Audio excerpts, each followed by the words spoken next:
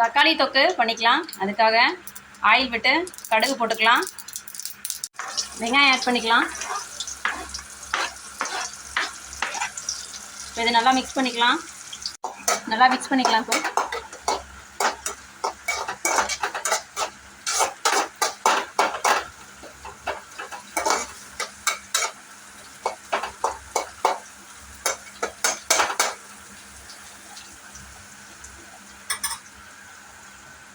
இட்லிக்கு தக்காளி தொக்கு. இட்லி வந்து வேக வச்சுருக்கோம். இட்லிக்கு தக்காளி தொக்கு சூப்பராக இருக்கும். பாருங்க, வெந்துருச்சு. பச்சை மிளகாய் போட்டுக்கலாம். 2 பச்சை மிளகாய் போட்டுக்கோங்க.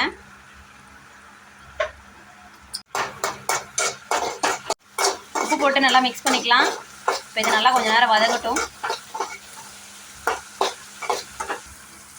பெருங்காயம் கொஞ்சம் போட்டுக்கலாம்.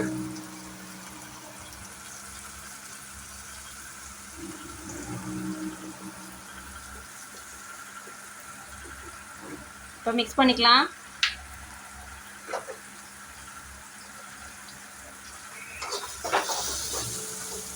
தக்காளி வந்து கட் பண்ணி அரைச்சி ஊற்றிக்கலாம். தக்காளி இப்போது அரைச்சி ஊற்றியாச்சு. நல்லா மிக்ஸ் பண்ணிக்கலாம்.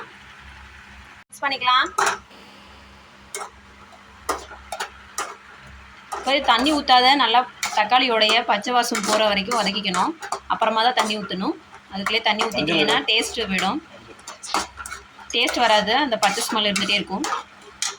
மஞ்சள் போட்டுக்கலாம். இது போட்டு நல்லா மிக்ஸ் பண்ணிக்கலாம். உப்பு போட்டுக்கலாம். கொஞ்சமாக சிக்கன் மசாலா போட்டுக்கோங்க. டேஸ்ட்டு சூப்பராக இருக்கும். இப்போ இதை நல்லா மிக்ஸ் பண்ணிக்கலாம்.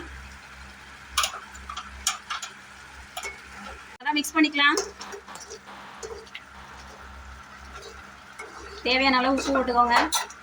ஆல்ரெடி 2 டைம்ஸ் போட்டாச்சு. இப்போ 3 டைம். கருவேப்பிலை வாஷ் பண்ணிவிட்டு இப்படி கிள்ளி போட்டுக்கோங்க. வாசமாக இருக்கும். எப்பயுமே கருவேப்பிலை அப்படியே போட்டால் வாசம் வராது. அது வந்து கிள்ளி போட்டுக்கோங்க. அப்போ தான் வாசமாக இருக்கும்.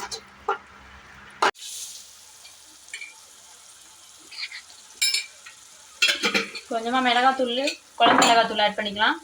ஆட் பண்ணிவிட்டு நல்லா மிக்ஸ் பண்ணிக்கலாம். நைட் டின்னர் இட்லி தக்காளி தொக்கு.